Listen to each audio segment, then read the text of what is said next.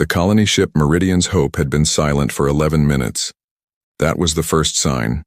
11 minutes of silence in deep space meant one of two things. A comm relay had failed, or every single person aboard was already dead. Commander Yara Chen of the UEN stalwart knew which one it was the moment her sensor officer turned around in his chair. His face was the color of old ash. "Ma'am," he said, voice barely holding together. "I'm reading thermal bloom on Kepler 9. Colony signature. It's gone. Gone. Not damaged. Not disrupted. Gone." Yara stood from the command chair so fast it spun behind her. She crossed the bridge in 4 steps and stared at the tactical screen herself, because she needed to see it with her own eyes before she allowed herself to believe it. The readout didn't lie. Kepler 9 colony, population 847,000 human beings, 3 generations of families who had carved homes out of an alien world, had registered a temperature spike of 11,000 degrees across its entire surface in under 6 seconds. Someone had glassed it. Not bombed, not invaded, not conquered, glassed from orbit as a message.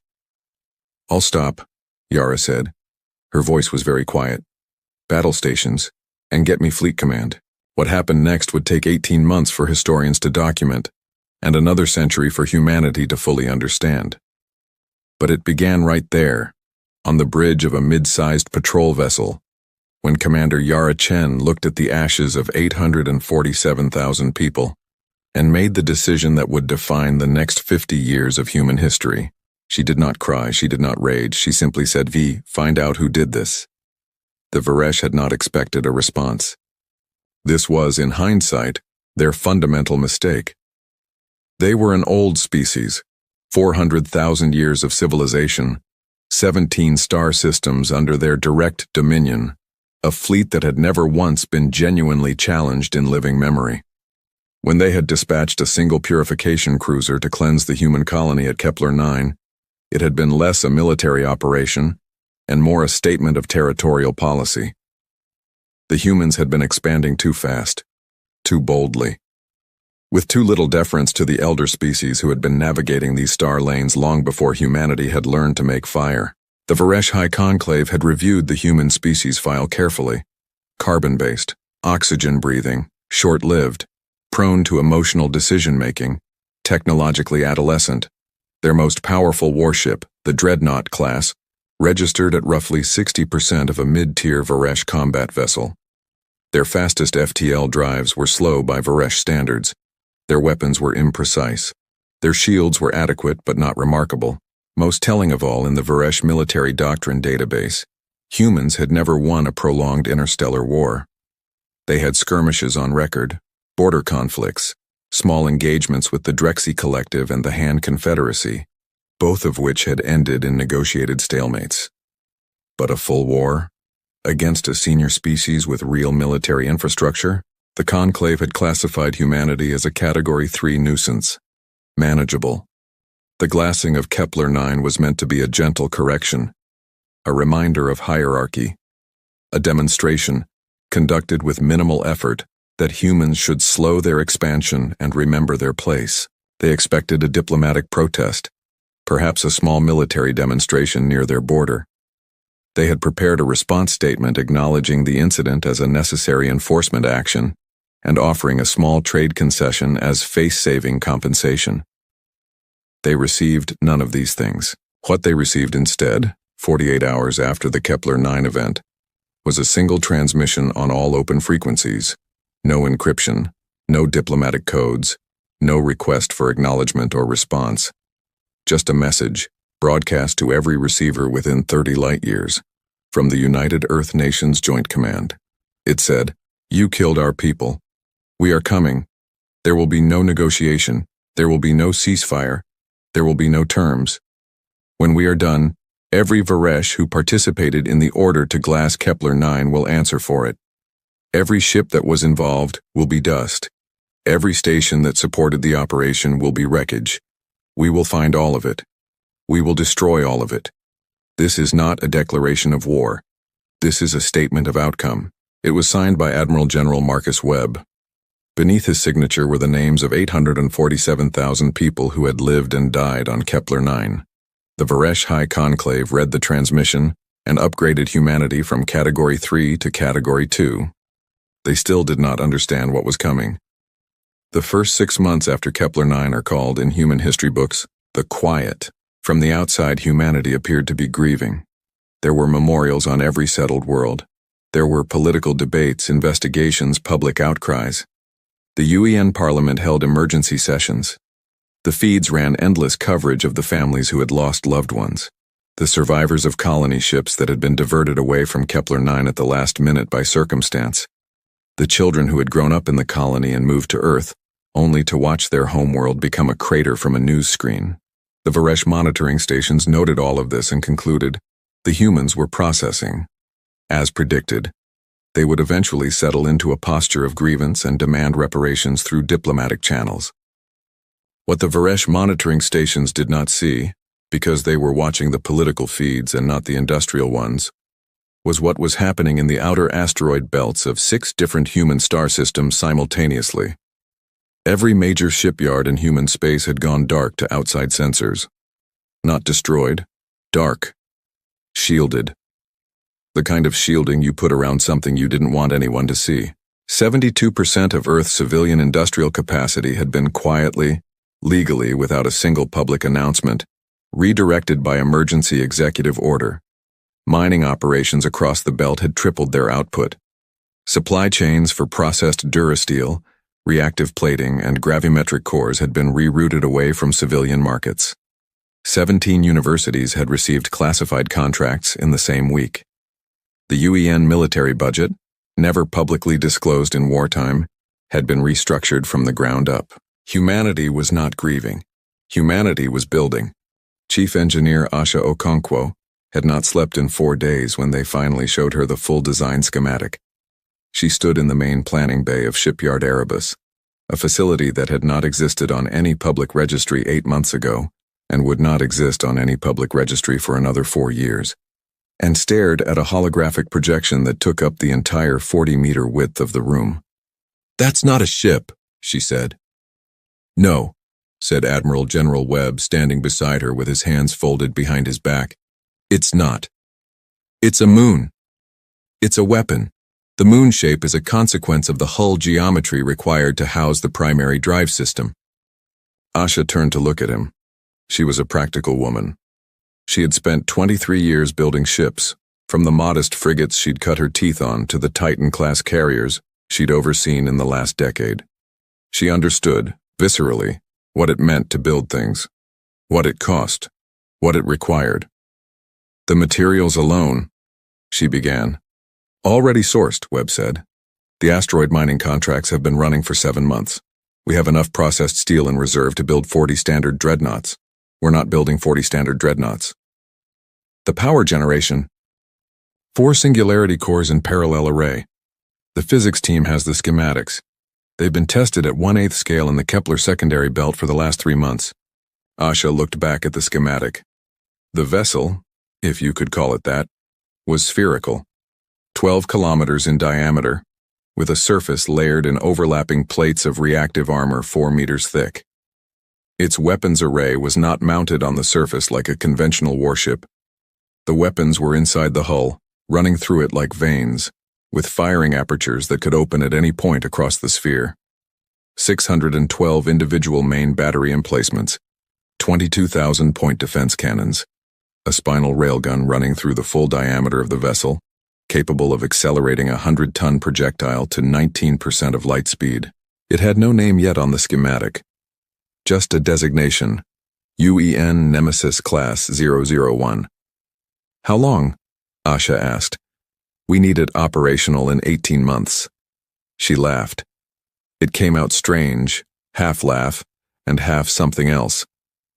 "You know what the Kepler colony was building when they were killed? A hospital, new wing. They were 3 months from completion." She paused. "I'll get it done in 16. The Varesh first noticed the anomaly in month 11. A long-range reconnaissance drone, one of several thousand they routinely scattered across monitored space, had detected an unusual gravitational signature in a sector of the human outer belt that should have been empty. The signature was consistent with a massive, dense object, not a natural body. The shape was wrong. The density distribution uneven in the pattern that Varesh science had learned to associate with constructed structures. The conclave assigned an intelligence analyst to investigate. The analyst, a senior official named Ven Karath who had spent 60 years studying primitive species, reviewed the drone data and filed a report that classified the anomaly as likely a new human deep space station. Large, he noted, but not unusually so, given the humans' tendency toward oversized infrastructure. He estimated it at roughly 3 kilometers in diameter based on the gravitational data and recommended a follow-up drone pass in 90 days. He was wrong about the size by a factor of 4. He was wrong about the timeline by considerably more. By the time the follow-up drone arrived 90 days later, the gravitational signature had moved. This was the detail that finally caused the Varesh conclave to convene an emergency session. Stations did not move. Whatever humanity had built in the Kepler outer belt was not a station. They dispatched a full reconnaissance squadron, 12 ships, fast, stealthy by Varesh standards, equipped with the best sensor arrays in the Varesh fleet. None of them came back. The conclave received one transmission from the squadron before contact was lost. 6 words from the squadron commander, delivered in a voice that had lost all military composure. It is the size of a world. The Varesh High Conclave upgraded humanity from Category 2 to Category 1. They began to understand for the first time that they might have made a mistake.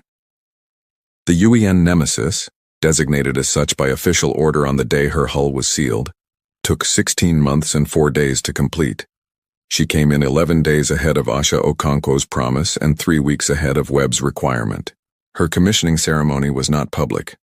There were no speeches broadcast across the feeds, no fireworks, no crowds watching from observation decks.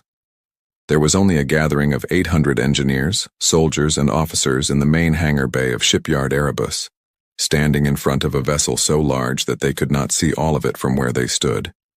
Only the near section of hull, curving up and away from them like a steel horizon. Admiral General Webb stepped to the podium and looked out at the assembled faces. Every one of them had worked themselves to the edge of what human beings could physically sustain.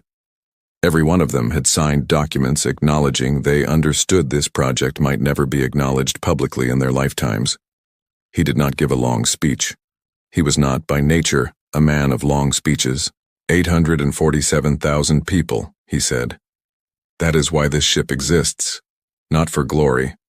Not for conquest. For accounting. The Varesh took something from us that cannot be replaced, and they believed there would be no consequence. We are going to show them what consequence looks like. He paused. Fleet, prepare to move. The Nemesis powered up her singularity drives. Even through the reinforced walls of the shipyard, the vibration was felt in the bones of everyone present. A deep, subsonic resonance that was less a sound, and more a reminder that the universe itself was paying attention. She was ready. Humanity was ready. The Varesh war fleet assembled at the terminus line was the largest military force they had deployed in 300 years. 412 warships, ranging from light interdictors to the massive Conclave-class annihilators.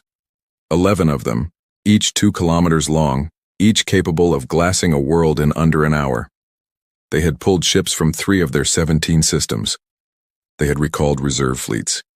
They had activated vessels that had been in cold storage since before any living human had been born. The Varesh High Conclave had looked at their intelligence reports, seen what humanity was building, and responded the way they had always responded to threats. With overwhelming, undeniable, absolute force. 412 ships against 1. The math, High Admiral Venseroth assured the conclave, was not complicated. He was correct that the math was not complicated. He was catastrophically wrong about what the math meant. The Nemesis dropped out of FTL at 0347 hours Galactic Standard. She came in alone. The Varesh fleet had been prepared for a human strike force. They had war game scenarios involving human dreadnoughts, carriers, and cruiser screens. Their tactical AI had modeled engagements against every human vessel class on record. They had contingencies for everything. Everything except a spherical structure 12 kilometers across with a gravitational profile that bent light around its hull, and an energy output that made their sensor boards read like they were looking at a star. High Admiral Vensaroth stared at the tactical screen for 8 seconds without giving an order. In Varesh military doctrine, 8 seconds of command silence was considered a serious failure. His bridge crew did not call attention to it. They were all doing the same thing, staring. "All units open fire," Vensaroth said finally.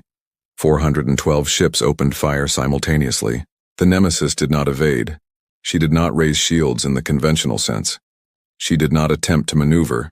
She simply flew forward into the incoming barrage at full thrust and let the fire wash over her reactive armor, plating like rain on stone.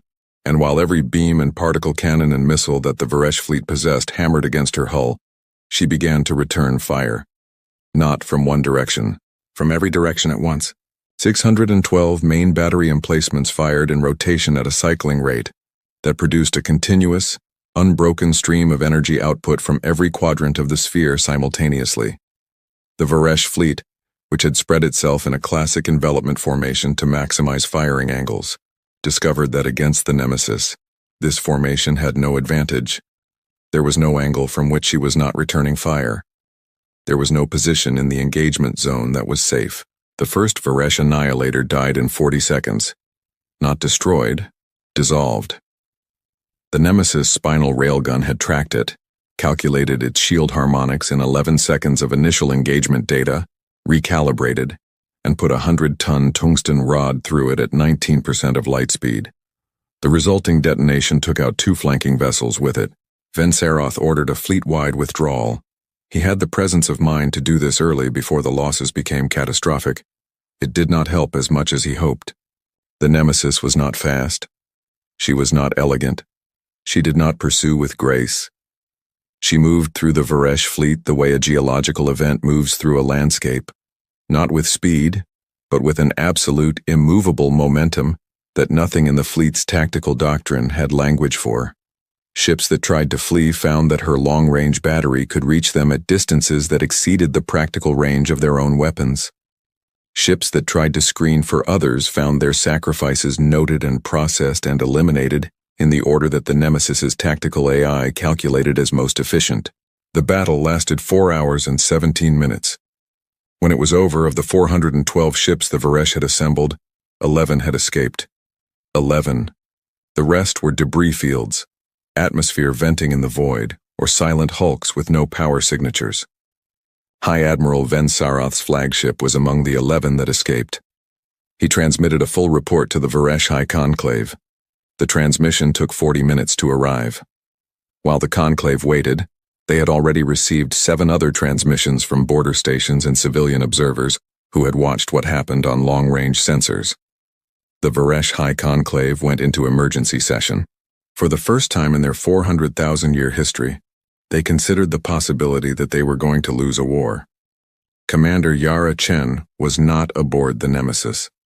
She commanded the follow-on fleet, 200 human ships that had held position 30 light minutes back, waiting to see whether the Nemesis would need support.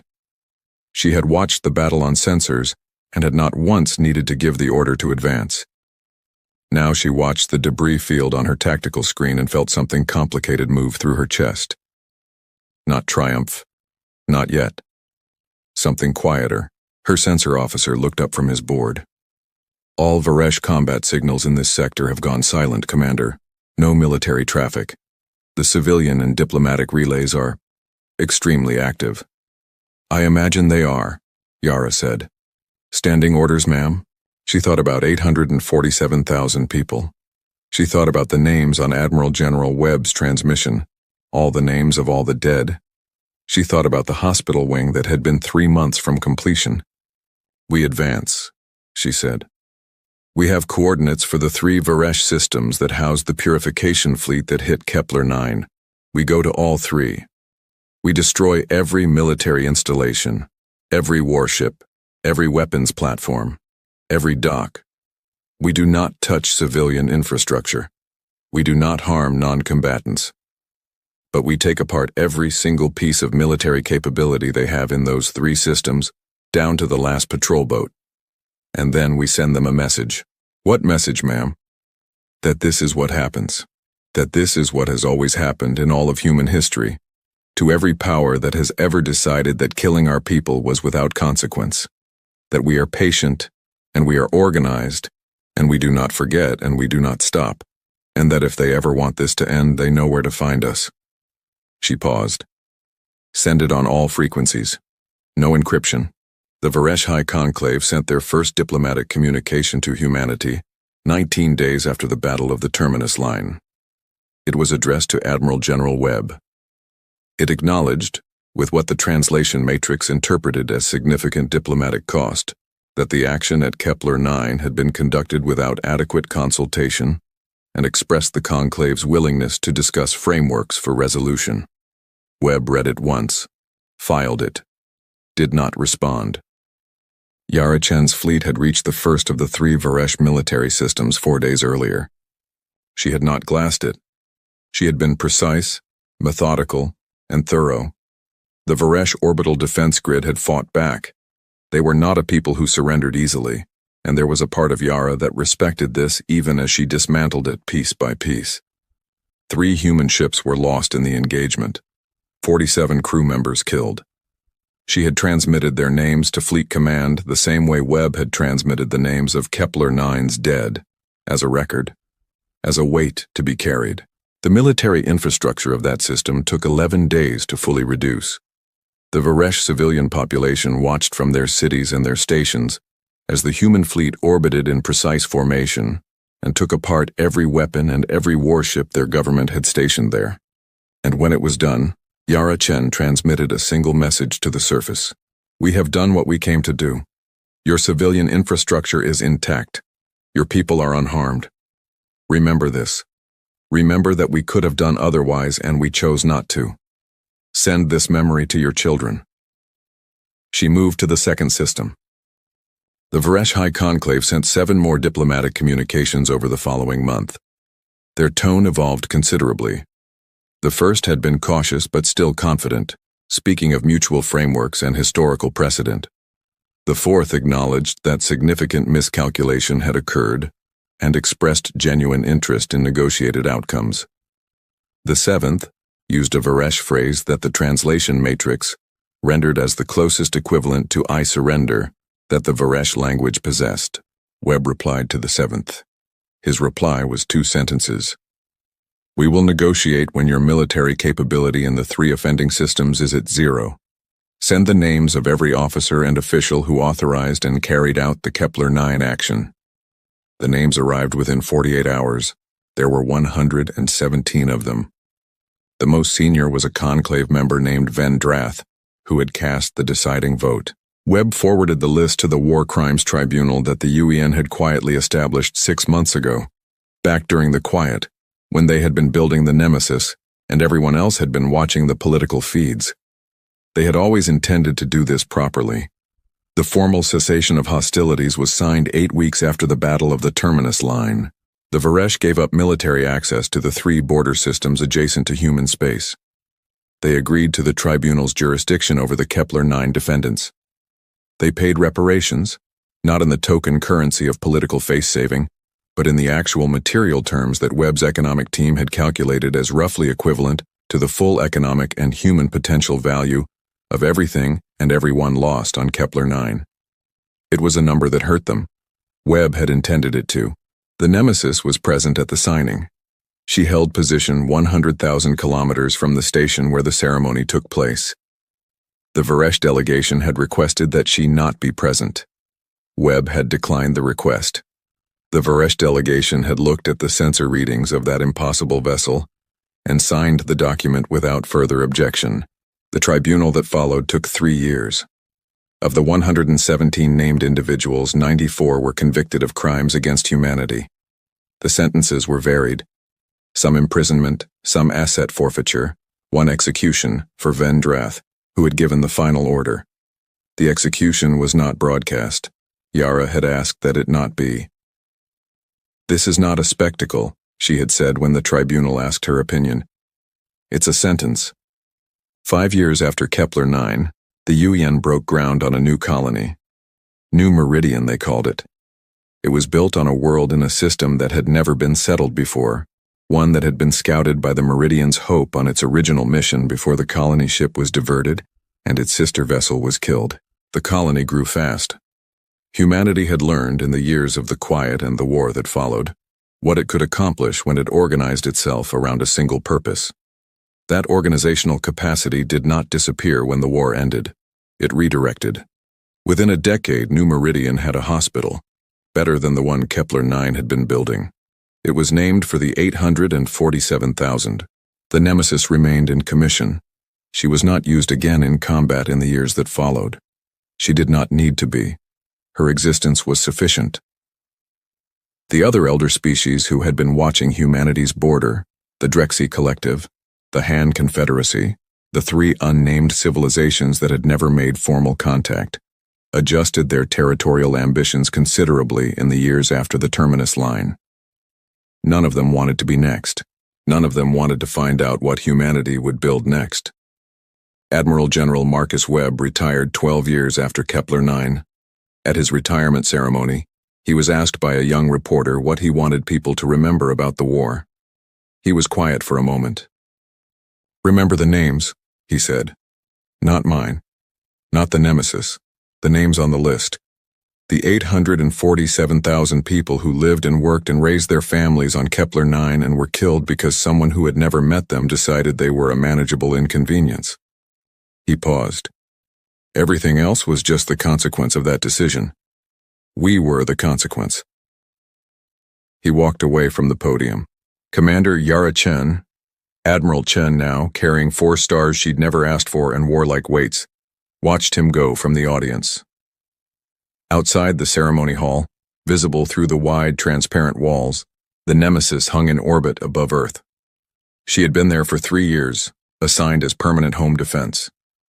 From the ground, on a clear day, she was visible to the naked eye, a round shadow against the stars, patient and permanent. A reminder. A promise. The Varesh had learned finally what every civilization in recorded history had eventually learned about humanity. That it was not the size of the weapon that mattered. It was not the sophistication of the fleet. It was not the technology or the numbers or the strategic position. It was the fact that when you took something from them, when you crossed the line that could not be uncrossed, they did not accept it. They did not grieve and move on. They did not absorb the loss and recalculate. They got to work. And they did not stop until the accounting was done. The galaxy had known peace for 11,000 years, not the fragile, uneasy peace of tired enemies, but the deep, structured peace of a civilization so vast, so ancient, so utterly confident in its own dominance, that the concept of war had become little more than a museum exhibit. Something primitive species did. Something that ended badly for the primitive species. The Ketheran Dominion ruled 47 star systems, their fleet numbered in the tens of thousands. Their oldest warship had been commissioned before humanity had discovered fire. Ambassador Vexeral stood at the center of the Grand Council floor, his 4 iridescent wings folded in the diplomatic posture that, among his kind, communicated absolute certainty. He had delivered ultimatums before. It was, in his estimation, the simplest of administrative tasks. Today's target. A tiny, unremarkable blue-green rock orbiting a mediocre yellow star on the unfashionable outer rim of the Milky Way. Earth. Population, approximately 8 billion. Spacefaring status, barely a century old. Military capability, laughable by any interstellar standard. The Ketheran tactical computer had assessed the humans at level 2 on the galactic threat scale, 1 step above bacteria, 2 steps below a minor asteroid field. Ambassador Vexeral cleared his throat, a sound like wind chimes made of bone, and activated the quantum broadcast array. His message would reach Earth in precisely 0.003 seconds. Their response time, the computer predicted, would be approximately 48 hours of panicked governmental deliberation, followed by groveling submission. That was the standard timeline for Level 2 civilizations. He had done this 14 times before. It always went the same way. People of Earth, the Ketheran Dominion has observed your species for 112 of your years. In that time you have demonstrated sufficient biological complexity to warrant acknowledgement, but insufficient cultural maturity to warrant equality. Effective immediately, the planet you call Earth is hereby designated Protectorate World 7441 under Dominion authority. You will cease all deep space exploration beyond your own solar system. You will submit quarterly resource assessments to Dominion administrators. You will reduce your military infrastructure by 94% within 18 of your months. Non-compliance will result in a demonstration of Dominion force. We trust you understand the weight of what has just been communicated. You have 48 hours. Choose wisely. Vexral closed the channel. He turned to his aide, Thos, a young officer on his first diplomatic posting. Have the compliance forms prepared, Vexral said, already moving toward the banquet hall. They will sign them. They always sign them. Thos hesitated. He had been studying Earth's historical archives, a habit his superiors found peculiar and slightly embarrassing. Ambassador, he said carefully, I have been reviewing their military history. A brief exercise, I imagine, Vexral said, unconcerned. Sir, they have been continuously at war with each other for approximately 10,000 years. Vexral paused. He turned slowly. With each other, he repeated. Yes, sir. Their own species. Constantly, for 10 millennia, and they never, not once, went extinct. A long silence followed. Somewhere in the depths of Vexral's ancient 11,000-year peacetime brain, something small and cold began to move. He dismissed it. Level 2 civilizations did not resist the Dominion.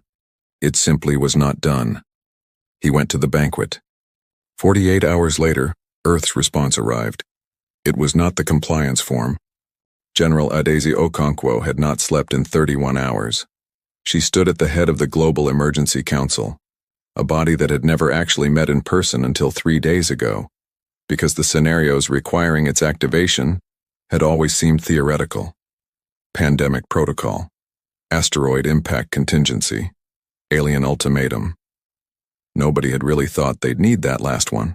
She looked around the table. 41 heads of state, 400 military advisors, and every living Nobel laureate in physics, all staring at her. Behind her, on the main screen, the Keth-Aran ultimatum played on loop, translated into every human language, annotated by the finest xenolinguists Earth could assemble in 48 hours. The conclusion of every analysis was the same. The Keth-Aran meant every word. The question on the table was not whether the threat was real. The question was what humanity was going to do about it. 14 hours earlier, a French physicist named Dr. Isabelle Renard had quietly run the numbers on the Dominion fleet versus Earth's current combined military capability. She had then very calmly closed her laptop, walked to the nearest window, stared out at the Geneva skyline for a long moment and said, to no one in particular, that they were, technically speaking, in an extremely difficult position. That was the scientific community's way of saying they were outgunned by approximately 4,000 to 1. But Adaeze Okonkwo had not built her career, had not survived 3 wars, 2 coups, and 1 very memorable incident in the South China Sea by accepting the framing of her enemies. She looked at the screen. She looked at the ultimatum. She thought about something her grandmother used to say back in Lagos. The lion does not explain itself to the sheep. But it also, notably, had no idea what to do about the people who ate lions for sport. Here is what I know about my species, she said, to the room, to the world, because the session was being broadcast live to every human being on Earth. We have been told, many times throughout our history, to kneel by empires, by conquerors, by people with bigger armies and better weapons and God on their side. She let the silence sit. We are still here. They are not. The room held its breath. Draft the response, she said. We are not signing their form. We are sending them ours. To the Keth-Aran Dominion. We have received your communication. We have reviewed your terms. Our response is as follows. No. The people of Earth do not recognize your authority over our planet, our solar system, or our species. We do not accept the designation of protectorate. We do not acknowledge your claim of dominion. What we do acknowledge is that you have, in the last 48 hours, made a strategic error that your historians will be discussing for a very long time. You have declared war on a species that has been at war with itself for 10,000 years and survived. You have no idea what that means.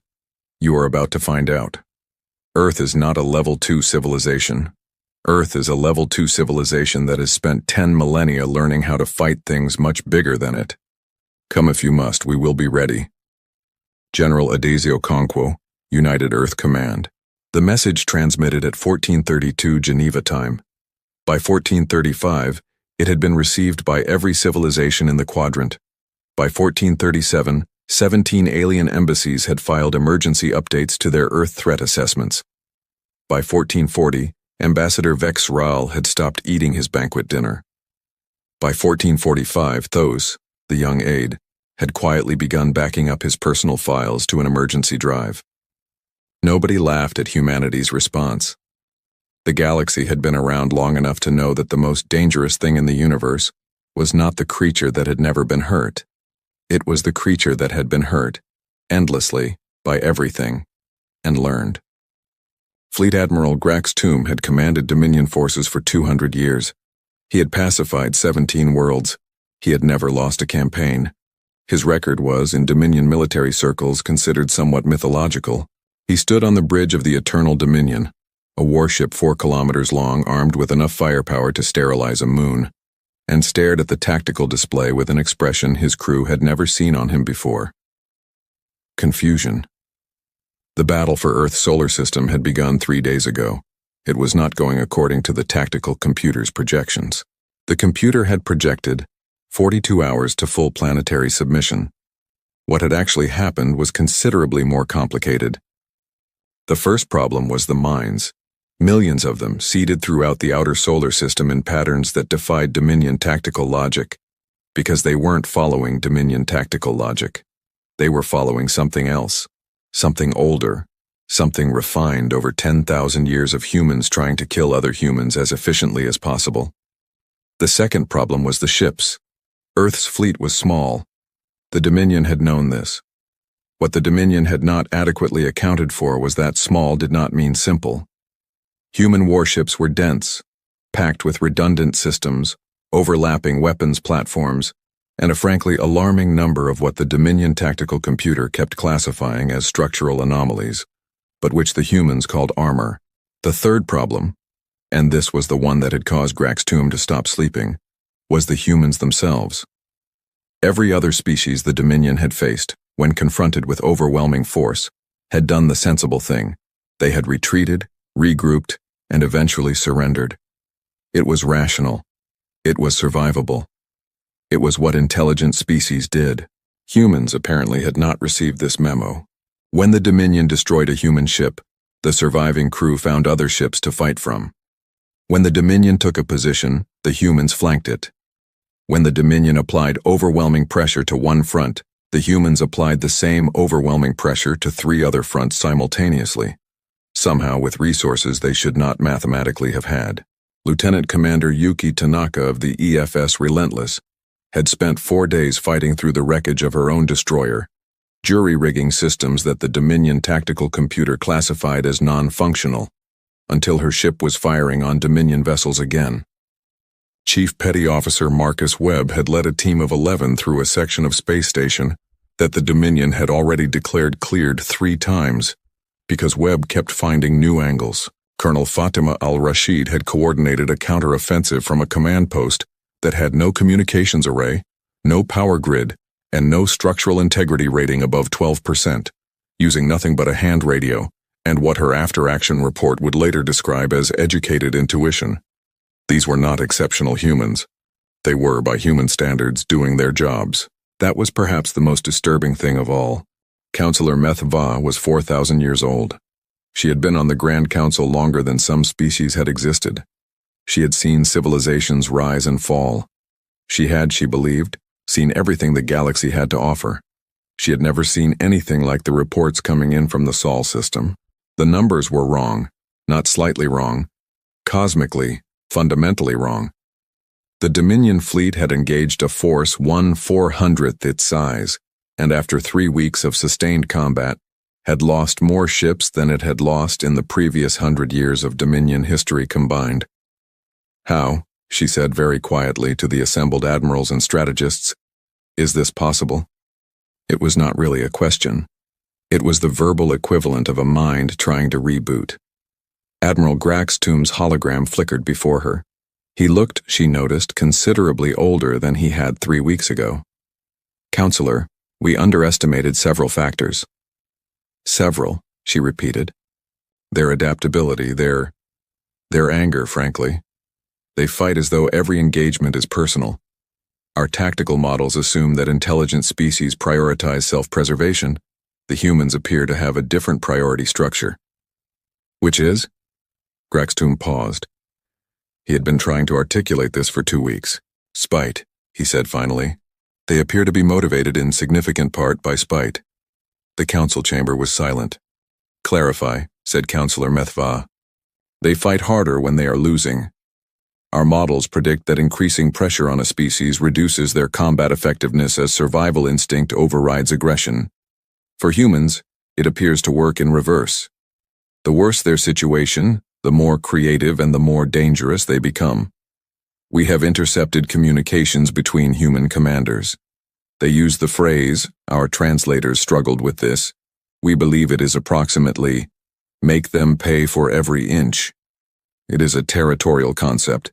They apply it to space." Another silence. "Admiral," said Counselor Methva, "what is your strategic recommendation?" Graxtoom, 200-year veteran undefeated fleet admiral of the Ketharan Dominion, took a slow breath.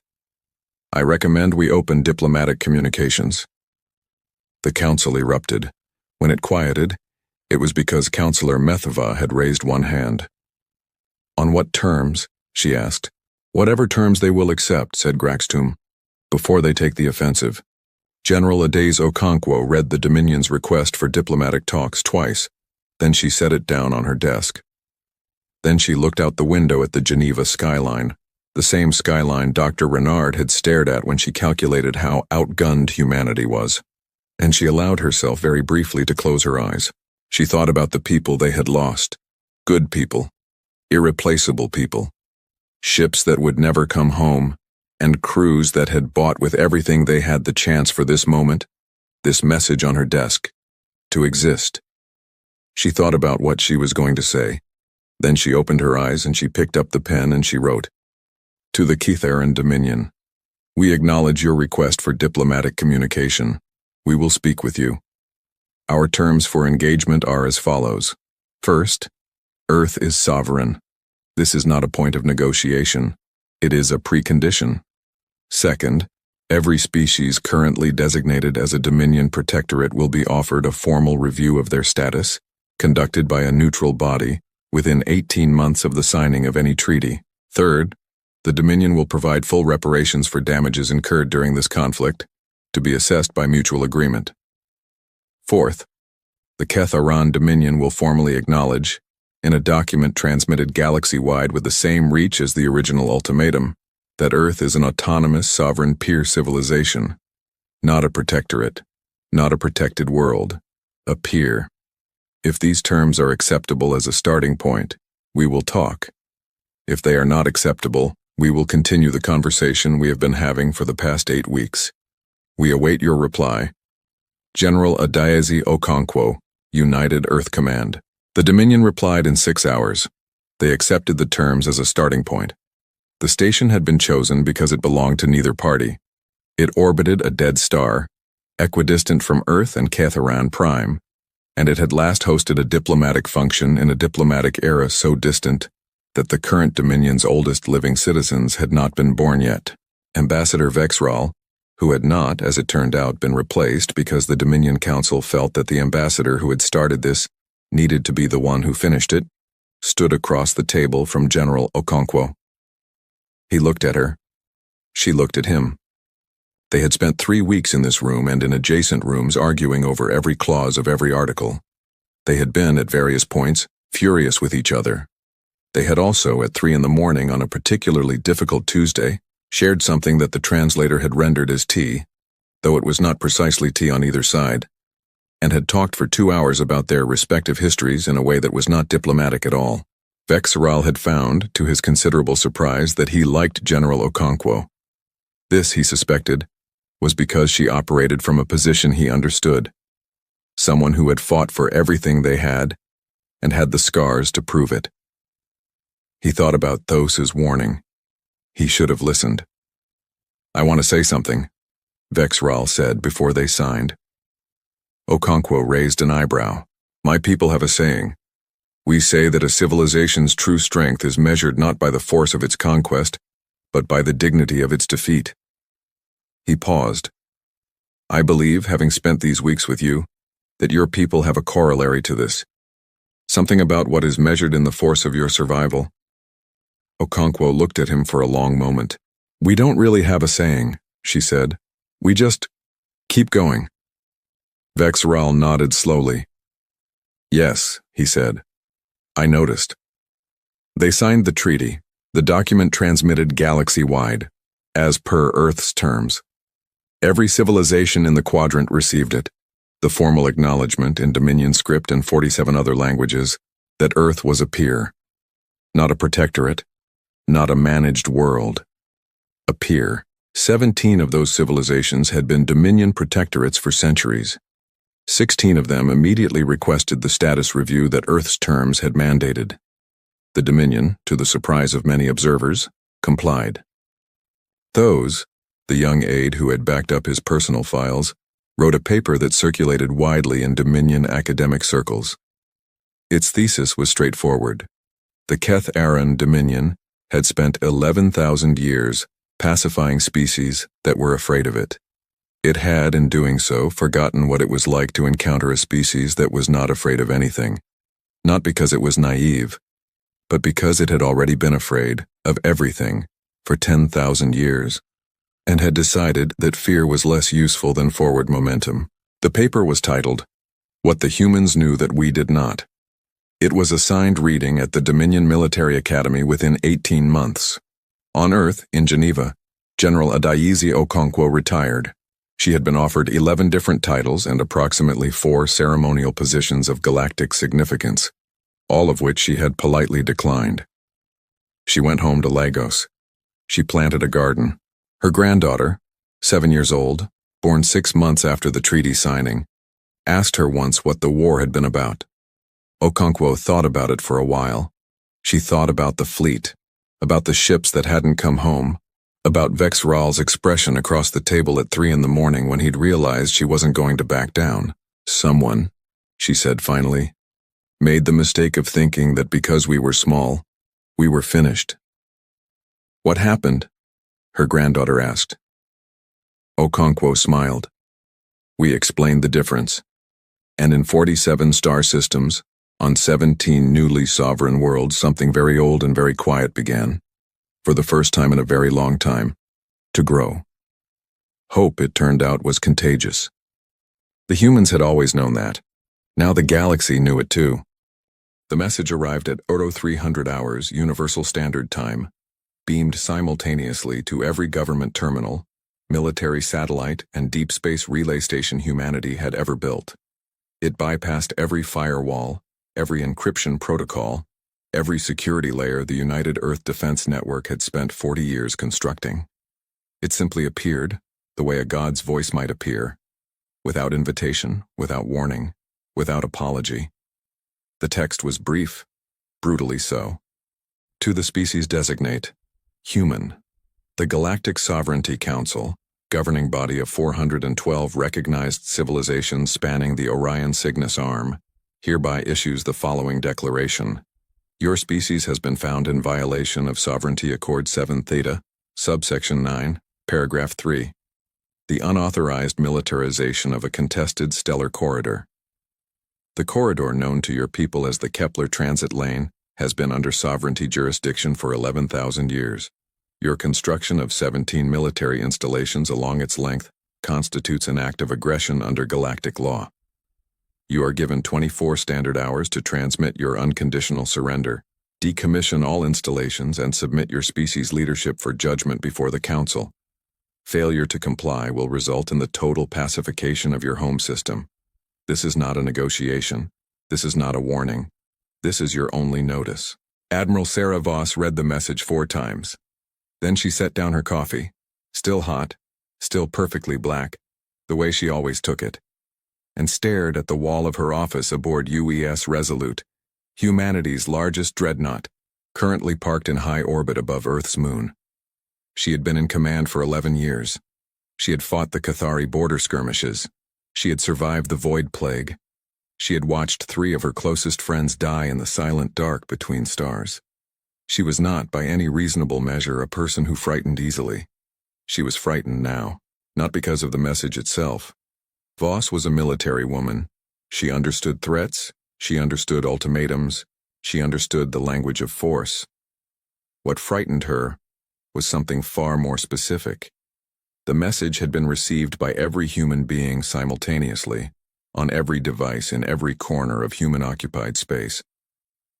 That kind of reach, that kind of casual, effortless penetration of humanity's most sophisticated systems, spoke not of a civilization that was powerful.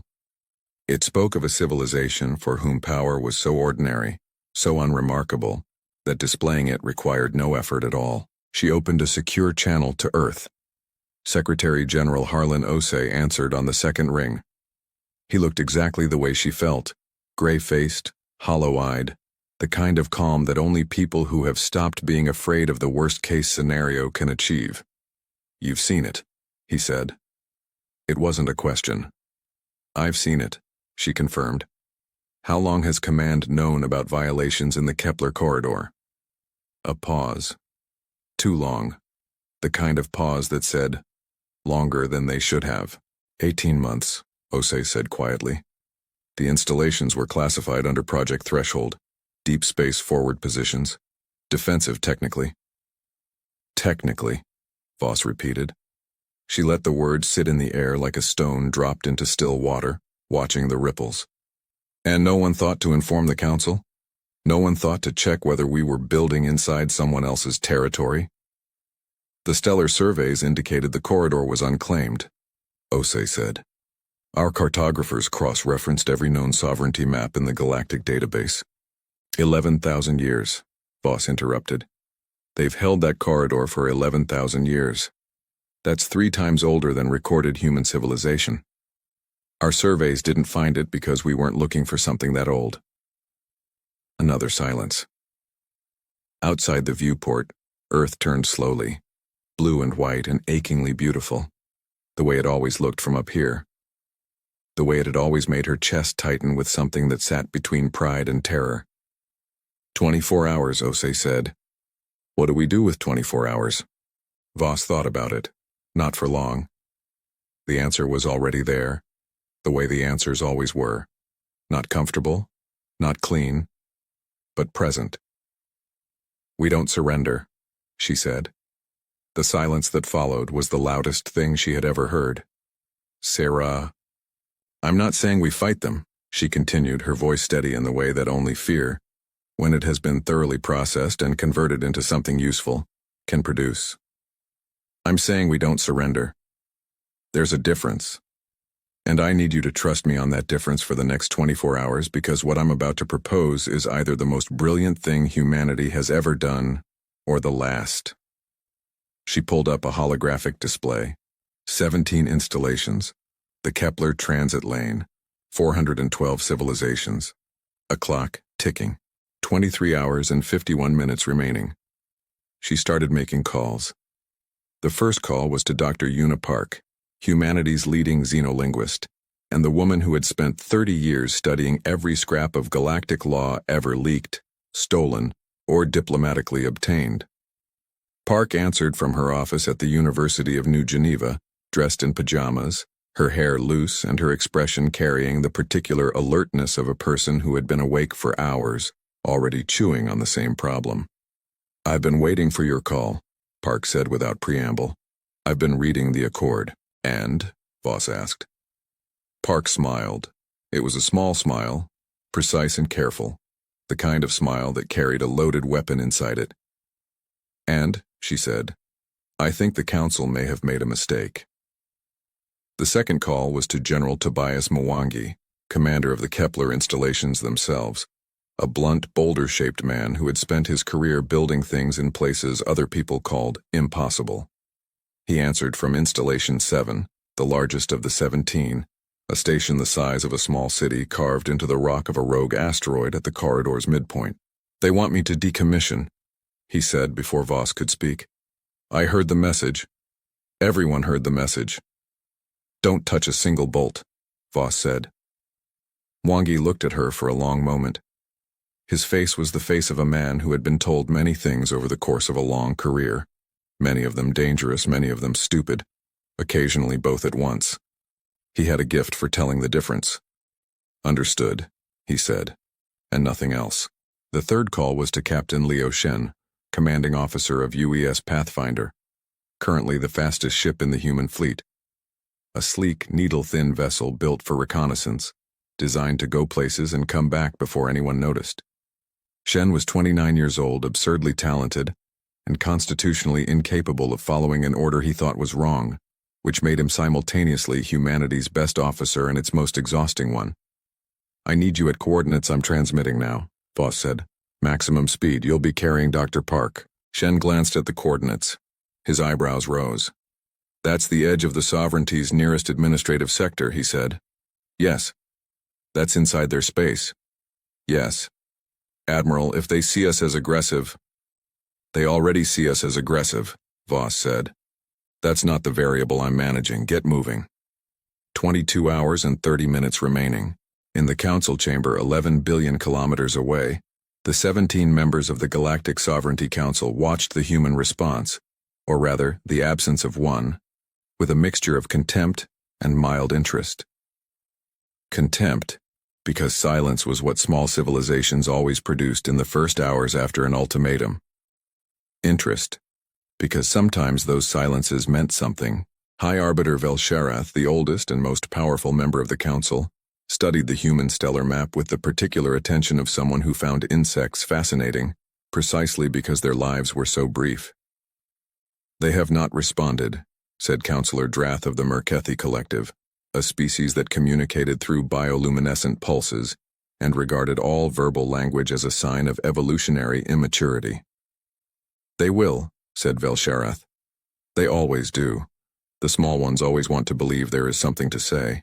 "Should we be concerned about their military capacity?" asked Councillor Pren of the Yas Federation, a being that resembled, from certain angles, a 6-meter column of amber smoke. Velsharath considered the question with the patience of someone for whom consideration cost nothing. "Their largest vessel masses approximately 40,000 tons, he said. "Our lightest patrol cruiser masses 300,000. Their most advanced weapon system, the so-called Helix cannon, generates approximately 12 terajoules of focused energy. Our standard infantry sidearm generates 9. He paused. "No. We are not concerned." The chamber settled back into quiet satisfaction. None of them were watching Dr. Park. None of them yet knew they should be. UES Pathfinder crossed into sovereignty space at hour 6, running dark. No transponder, no active sensors. Nothing that would read as a military approach on any standard detection grid. Shen flew it the way he flew everything. With the quiet intensity of a man conducting surgery, every adjustment micro-precise, every calculation made 3 moves ahead. Dr. Park sat in the co-pilot seat and read. She had been reading for 6 hours. The full text of Sovereignty Accord 7 Theta, the annexes, the supplementary protocols, the historical precedents, the 11,000 years of case law that the Council had accumulated in their long administration of the Orion Cygnus arm. She read the way a surgeon reads an X-ray, not looking for what was there, but for what was missing. She found it at hour 7. "There," she said quietly and pointed at a line of text so old it had been rendered in a script that predated the modern galactic standard by 4,000 years. Shen glanced at it. "I can't read that," he said. "No," Park agreed. "Almost no one can. It took me 3 years to learn this dialect." She leaned back in her seat. "It says, sovereignty claim upon any stellar corridor, lane, or passage shall be considered valid and enforceable Only in the event that said claim has been continuously and demonstrably maintained through active administrative presence, as defined in Schedule C, throughout the period of claim. Shen stared at her. What does that mean? It means, Park said, that you can't just claim a corridor and walk away for 11,000 years. You have to maintain it. Actively, administratively. There have to be records, regular patrols, registered vessels, administrative filings, the galactic equivalent of paying your property taxes. She tapped the text. Schedule C defines active administrative presence as a minimum of 1 registered vessel transiting the corridor per standard year, with logged records submitted to the Sovereignty Archive. And the Kepler corridor? Shen asked slowly. Park's smile returned, that same precise loaded smile. Has not had a single registered vessel transited in 412 years, she said. I pulled the Sovereignty Archive records myself 6 hours ago. The last logged patrol was filed under a civilization called the Vath Principality, which ceased to exist in year 7203 of the Sovereignty calendar, when it was absorbed by the Merkethi Collective. She paused. Who have never filed a single corridor maintenance record in the 400 years since. Shen was quiet for a long moment. So the claim is void, he said. Under their own law, Park said. The claim has been void for 412 years, which means when humanity built those installations, we weren't building in contested territory. We were building in unclaimed space, which is explicitly permitted under Sovereignty Accord 3D Alpha, the right of frontier settlement, which every recognized civilization, including humanity, ratified when we were granted observer status in the galactic community 30 years ago. We're allowed to be there. We were always allowed to be there. The Council either doesn't know their own law, or... She paused. Or they know and they don't care, Shen said. Or they know and they don't care, Park agreed. Because for 412 civilizations, the law is something that applies to the small ones, not to them. The silence between them carried the particular weight of a realization that changes the shape of everything that comes after it. Where are we going? Shen asked, though he already knew. The Sovereignty Archive, Park said. I need certified copies of everything. Logged, stamped, and submitted to the Council's own legal record system before hour 24. Because if we're going to win this, and we are going to win this, we're going to win it the right way. Their way, with their law, their records, their own 11,000-year paper trail pointing straight back at them. She looked at the coordinates ahead. The archive was a station the size of a small moon, orbiting a red dwarf star at the edge of the Sovereignty's administrative core. It was staffed by a species called the Kelfari, ancient librarians who had been maintaining galactic records since before humanity had discovered fire, and who were, famously, legendarily, incorruptible. Not because they were noble. Because they simply didn't care about anything except the records. The records were everything, the records were sacred. Will they let us in? Shen asked. Humanity is an observer civilization, Park said. Under Accord 2 Beta, observer civilizations have full archive access rights. She paused.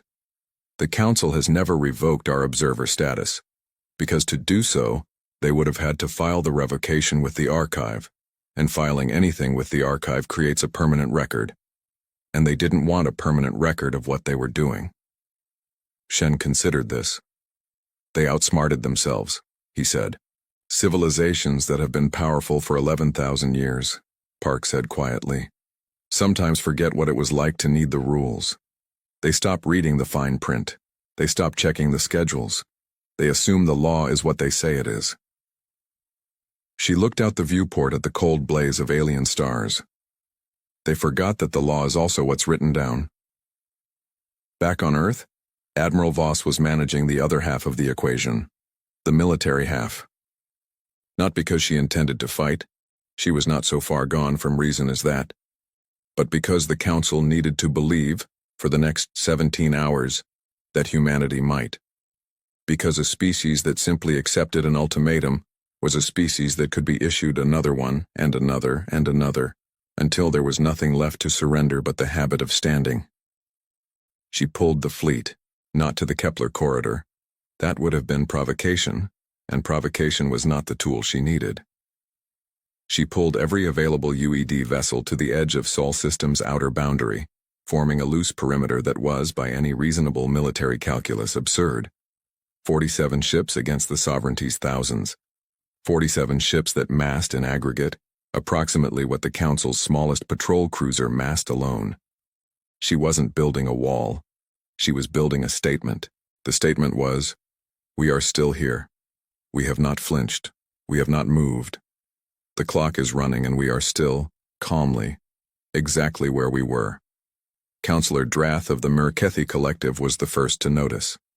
"They have not decommissioned," Drath said, their bioluminescent pulses cycling through colors that translated roughly as irritation. "They have not responded. They have not retreated. They have moved their vessels to their system boundary." "Posturing," said Velsharath with the serenity of someone who had watched 1,000 small civilizations posture and break. "Perhaps," said Drath, "but one of their vessels has crossed into our space.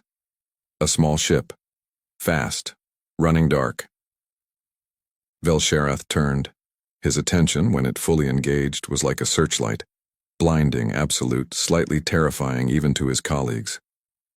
"Where?" he said. "Heading for the archive," said Drath. The silence that followed was different from the comfortable silences that had preceded it. This one had edges. "Why?" said Velsharath, very slowly. "Would they be going to the archive?" No one answered. Because no one knew. Because for 412 years no one had needed to know. Velsharath pulled up the text of Sovereignty Accord 7 Theta. He read it. Then he read Schedule C. He was very still for a very long time. "How long since a vessel transited the Kepler corridor under Sovereignty Registry?" he asked very quietly. His aide checked.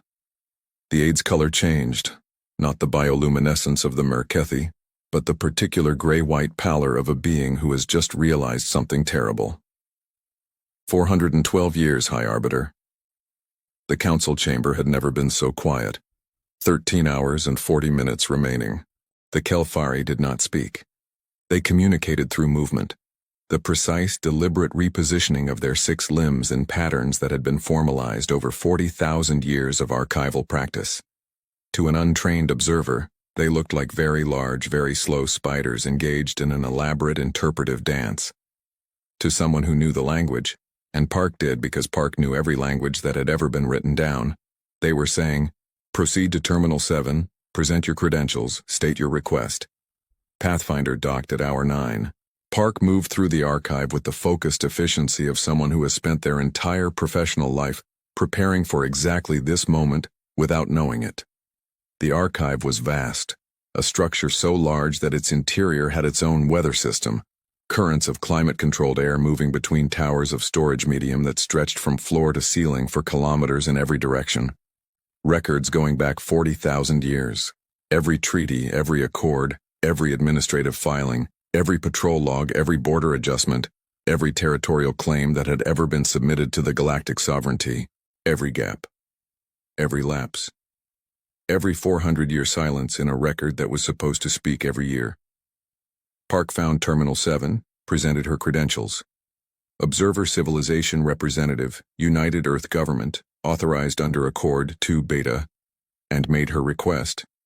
The Kelfari at the terminal processed it, checked the credentials, cross-referenced the accord, checked again. Then they began to move, and their movement said, "This request is valid. Proceed."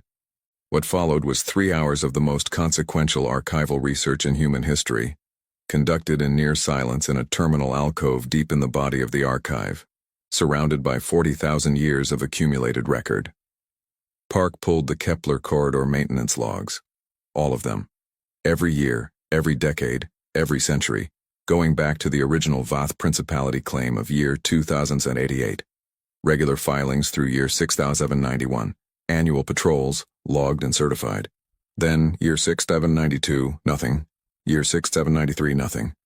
412 consecutive years of nothing. She pulled the Schedule C definition of administrative maintenance. She pulled the Accord 7 Theta validity clause. She pulled the Accord 3 Alpha frontier settlement rights.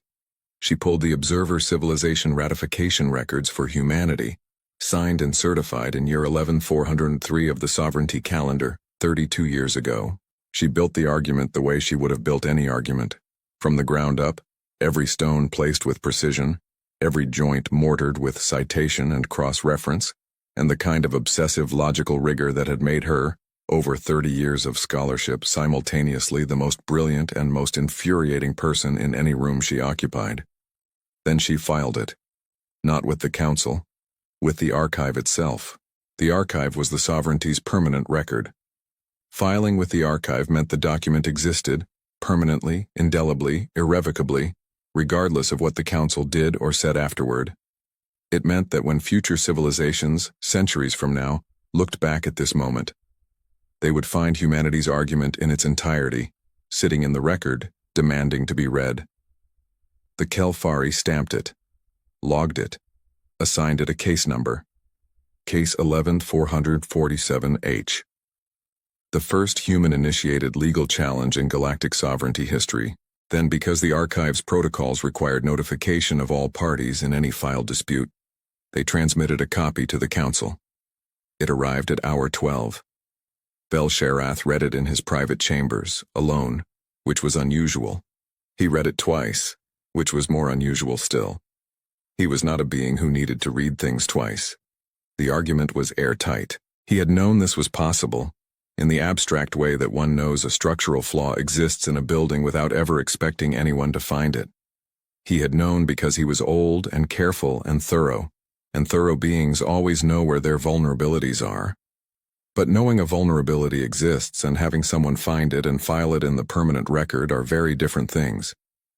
The council had two options. Option 1. Proceed with the pacification order. Destroy the human installations.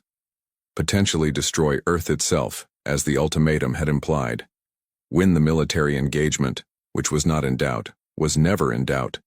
And lose the legal argument permanently, on the record, for every civilization in the sovereignty to see. Establish a precedent that the council could and would violate its own accords when it suited them, and that a small civilization that found the right clause and filed the right document could be destroyed for it. Watch what happened to the sovereignty's authority, carefully accumulated over 11,000 years, when 412 civilizations started checking their own archives for gaps. Option 2. Acknowledge the filing. Acknowledge the argument. Acknowledge that the Kepler corridor claim had lapsed, that humanity's installations were legal, that the ultimatum had been issued in error, which it had been, technically, if anyone was being rigorous about it, and the Kelfari were always rigorous, and withdraw. Bel-Sharath sat with the options for a long time. He was 11,000 years old, in the way that beings of his species measured such things. He had watched civilizations rise and collapse, had watched ideologies burn bright and gutter out, had watched species that had seemed permanent as stone crumble to dust. He had learned over that long span the difference between the things that could be recovered from and the things that could not. Losing a legal argument could be recovered from.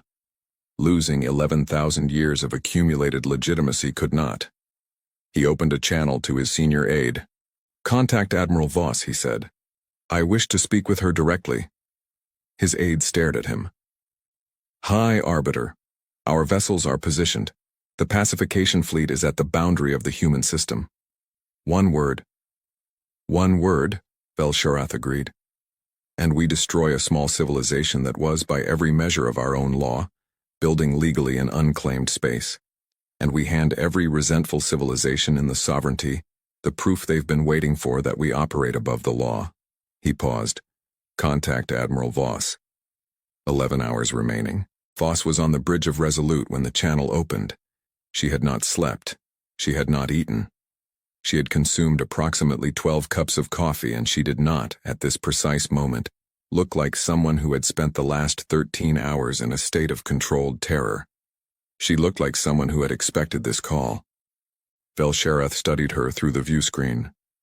He had dealt with many species in his long career, He had dealt with warriors and diplomats and kings and warlords and beings for whom the concept of individual identity was so alien that conversation required dedicated interpretation software.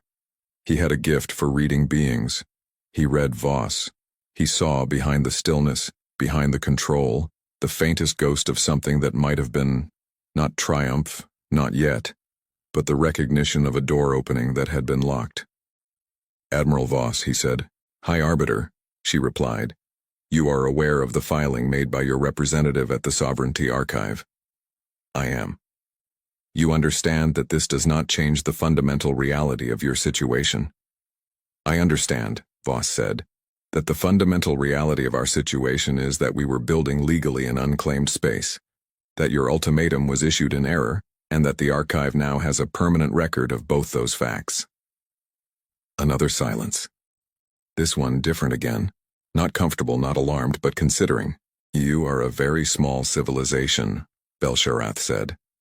"You have been recognized by the sovereignty for 32 years. You have, in that time, mapped approximately 0.003% of the territory we administer. You have a single inhabited homeworld, 6 colony stations, and 17 military installations that are, I will acknowledge this, technically legal, under a reading of our accords that no one has applied in 4,000 years. He paused. "And yet here we are." "Here we are," Voss agreed. "I find," Bel-Sharath said slowly, "that I am curious about your species." "That's a start," Voss said. The final 11 hours were not what anyone expected. Not the Council, who had expected either submission or futile defiance. Not the watching civilizations. And there were many of them watching, because word had spread through the Sovereignty's communication networks with the speed of something that everyone had been quietly waiting to see, who had expected either a spectacular destruction or a humiliating capitulation. Not even Voss herself, who had expected a negotiation and got instead something stranger and more consequential. She got a conversation. Bel-Sharath talked to her for 9 hours. Not to negotiate. The legal argument was settled, the archive had spoken, and the High Arbiter was nothing if not a being who understood finality. He talked to her the way a very old scholar might talk to a student who had, unexpectedly, demonstrated the kind of insight that makes the scholar revise their opinion of the student entirely. He asked about Earth, about the Kepler installations, what they were for, what humanity was building toward, what the next 100 years looked like from inside the most junior observer civilization in the Sovereignty's history. He asked about Dr. Park, whose name was already circulating in the Council's internal channels with an appended notation that translated roughly as someone to watch. He asked about the coffee. Voss, who had been nursing her 14th cup, looked at it, looked at him, and answered honestly. He processed the description of caffeine dependency with the focused interest of a being who had not encountered the concept before, and found it, unexpectedly, relatable.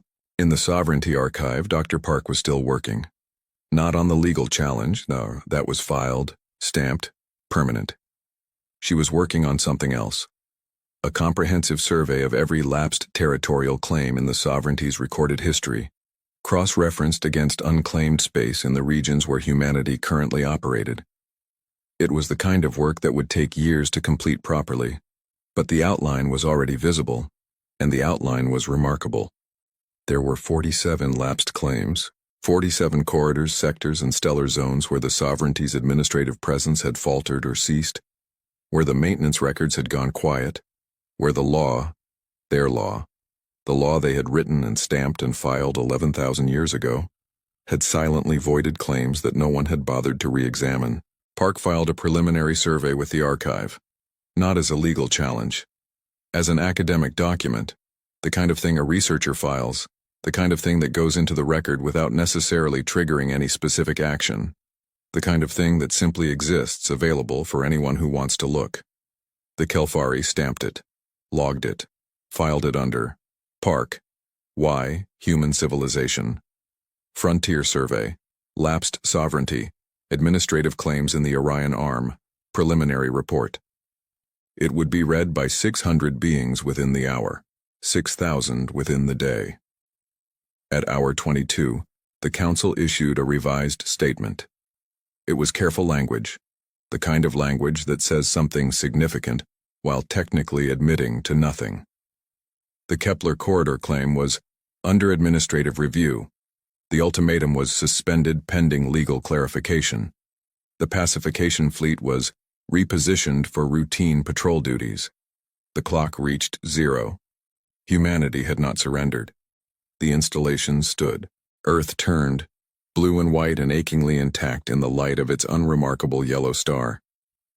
On the bridge of UES Resolute, Admiral Voss set down her 15th cup of coffee and looked out at the moon, and the stars beyond it, and the vast dark between them that her species had barely begun to cross. She thought about Dr. Park, 11 billion kilometers away in an archive the size of a moon, building a map of everything they were allowed to reach. She thought about General Mwangi in Installation 7, surrounded by 17 platforms of steel and purpose that were, it turned out, exactly where they were supposed to be. She thought about the conversation with Vel Sharath, which had ended an hour ago with a formality that she had recognized even through the translation software as something approaching respect. The old arbiter's parting words had been, "Your species is young. Young species are dangerous because they have not yet learned what cannot be done." Voss had thought about that for a while. Then she had said, "With respect, High Arbiter, we're not dangerous because we don't know what can't be done. We're dangerous because we keep checking." Another long silence. And then, from a being 11,000 years old presiding over 412 civilizations, commanding a fleet that could sterilize a planet from orbit without breaking a sweat. "Yes," Vel Sharath had said. "I see that." Secretary General Osei called at hour 24, minute 0. He looked different from the gray-faced man she had spoken to 24 hours ago. Not relaxed. There was too much still unresolved for relaxed, but present, grounded. The look of a man who has come to terms with the fact that the universe is large and strange and does not, fundamentally, care about the comfort of its inhabitants, and who has decided that this is not a reason to stop standing. "It held," he said. "It held," Voss confirmed. Park's filing changes everything, Voss said. "Not today, not next year. But the preliminary survey she filed, 47 lapsed claims. That's going to be read, it's going to be studied. Every junior civilization in the sovereignty that's ever felt squeezed by a territorial decision they couldn't challenge is going to read that document and look at their own maps and start checking their own archives." She paused. "We didn't just defend the Kepler corridor. We handed the entire sovereignty a mirror." Osei was quiet for a moment. "Is that a good thing?" he asked. Voss thought about it honestly. "I don't know," she said. "It's a true thing. Whether it's good depends on what everyone does with it." She looked at Earth. "But I know this. The Council gave us 24 hours to surrender, and the clock ran out, and we're still here. And the next civilization they try this with, whether it's us or someone else, they're going to remember that." "That someone checked," Osei said quietly. "That someone checked," Voss agreed. 3 weeks later, the Sovereignty Council issued a formal administrative notice to all member and observer civilizations. All territorial claims within the sovereignty would undergo a comprehensive review of administrative maintenance records. Any claims found to have lapsed under Schedule C provisions would be flagged for resolution. The review was expected to take 20 years. It was the largest administrative undertaking in sovereignty history. It had been triggered by a single human archivist one sleepless night, reading the fine print in a 4,000-year-old document that no one had looked at closely in centuries. Dr. Park was offered a position on the review committee, the first human ever appointed to a sovereignty administrative body. She accepted on the condition that her full research team came with her, and that humanity received full access to the archive for the duration. The council agreed. General Mwangi built Installation 18. Captain Shen was promoted, mostly because Voss couldn't think of a better way to manage him than to give him more responsibility and see what he did with it. He exceeded expectations, because he always did. And Admiral Sarah Voss, on the morning after the clock ran out, finally slept. 8 hours, Uninterrupted, dreamless, the sleep of someone who has done the thing they needed to do and can, for a moment, set it down. She woke to a message from Velsharath. It contained no words. Just a data file, a copy of Sovereignty Accord 7 Theta, Schedule C, with a single notation appended in the High Arbiter's own administrative code. The notation said, amended. Maintenance requirement increased to quarterly filing. Below it, in the same code, as recommended by Human Observer Representative Park, Y effective immediately. Voss read it twice. Then she got up, made coffee, and went back to work. There was a lot of space left to check.